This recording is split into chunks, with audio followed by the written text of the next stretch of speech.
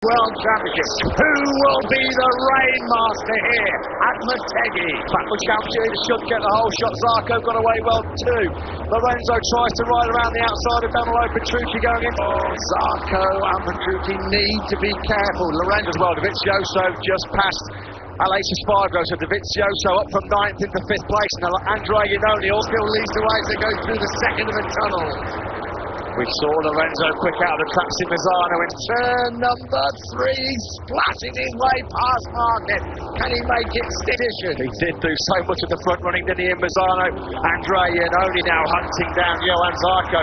Iannone's had a real strong start. He's not. Petrucci leads, Lorenzo in second. Marquez coming under pressure from his great championship rider Andrea in the 158s. Down they come, down to the double apex left. It's 3 and 4. Zarco tucked in behind Andrea Dovizioso. Dovizioso catching. They plunge through the first of the tunnels here. The twin wind circuit in Japan. Yeah, he makes it through. At turn number 9, he got tight, but he's through. Massive wheel spin coming out of turn number 9. He got it really spinning up on a patch of standing water. That's why he's not a bad day so far for Suzuki, but a long, long way to go. Petrucci crosses the line. He has a lead now of 1 point. Fastest lap of the race. Dovizioso again attacks Marquez and makes it through. One would imagine is to finish in front of Marquez. They definitely touch Zarco and Andrea Iannone. Both of them form a wonder lap number 4. Lorenzo got through and Alex Rins. You can see the pair of them there just struggling for vision. This was Zarco's move on Lorenzo, and Lorenzo didn't like this at all. Look, there's going to be contact. Look at Lorenzo's head, not like that. They've got the inside great on board now with Johan Zarco. There's been a massive crash in FP3 yesterday morning, and unfortunately down pit lane, so they've actually started off his second bike, same wet setting, so I wonder whether he's going to try and head back out on that. Well, he's done a fantastic job coming in very, very late. Not the greatest off mates as Valentino Rossi, but really at the very much the wrong end of the field for the two. Has Rossi got Lorenzo lined up at turn number 1. He thought this race is far from over, isn't it? Because the two championship contenders. Now there's closing up on Petrucci, Marquez and Dovizioso. Much lows coming back into the pits. It's been an awful weekend for Calcutta. Rossi's on the floor. Sorry, Valentino Rossi's crashed out of the Japanese Grand Prix. Valentino Rossi, turn 8. That's where Rossi was late morning. So Valentino Rossi was trying to see him get up. He is okay. The leg that he broke not that such long ago is down on Danilo Petrucci. 6 seconds, a pretty forlorn and dejected Valentino Rossi. Great, we're going to ride on board now with Rossi. This is through turn number 7. He lost the rear again. He's got to say, he's lucky with 2 high sides in a weekend not to aggravate. Conditions are. As they come up through the victory corner, this is Zarco. Petrucci. Let's have a look at those starts. Well, Petrucci made a great start. Marquez made a great start, as did Jorge Lorenzo from the middle of that. Alex Rins, you can see from that overhead shot from the helicopter, he's pushed out really wide in the first corner of Alex Rins. He was probably around about 15th or 16th place. This is turn 11. A little bit later than once you get onto the white lines, you're in big trouble. But Marquez lagging. Andrea Dovizioso with him, but Dovizioso not making any real great impression. 8th time. Well, I remember the race at Mazzano, he left it to the very last. Mazzano to break Danilo Petrucci's heart. It's turn 5. I would imagine it's a mistake by Andrea Iannone, because Alex Rins is going to move ahead of the darkness of the tunnel. Valentino Rossi back. Oh yeah, the race has been so good and it's so difficult. You think, oh, it must be well over half distance. We're not. Dovizioso really hunting down Johan Zarco. The gap between the two of them, former Moto2 championship rivals, of course. At the moment for him in 8th place.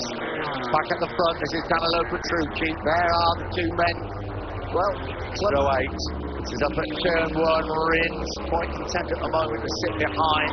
Through the spray they come. Just look how wet that is. This is braking for the 90-degree corner at the end of the back straight. Up distance yet? No, we're not. You see Andrea Dovizioso just pulls the right hand of Marquez down into that 90-degree corner. Point, doesn't he? If he's going to beat the championship leader. Between him and Dovizioso, and pull away at the front. If he's back straight, difference a little.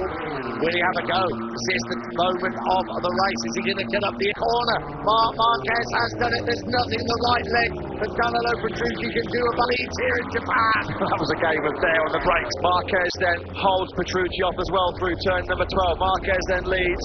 Joso's made it through on Petrucci through those first two corners. So Andy held on to him.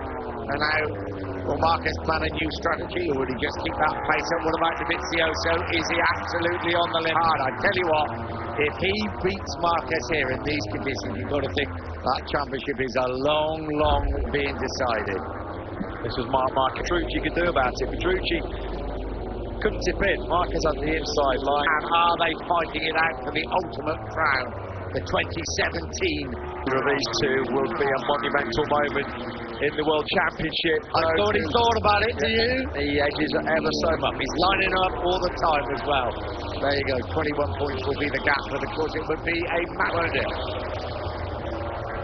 This could be a pivotal race. Getting out your noble six, the latest final is 7-8. There's Carl Crutchlow, showered in sparks from him. It may not be the case. Giannone is slowly but surely pulling into that box, the seamless gearbox. And Marquez is factory Honda. I've got to say, visually he's a little bit closer again, isn't he? We'll look at the company would go for the victory, and he's trying to attack Marquez. Dovizioso piling the pressure on down into turn 3. Absolutely in the rain here at Motegi. Here comes Dovizioso off the inside on the brakes at turn 5. Andrea Dovizioso leads the Japanese.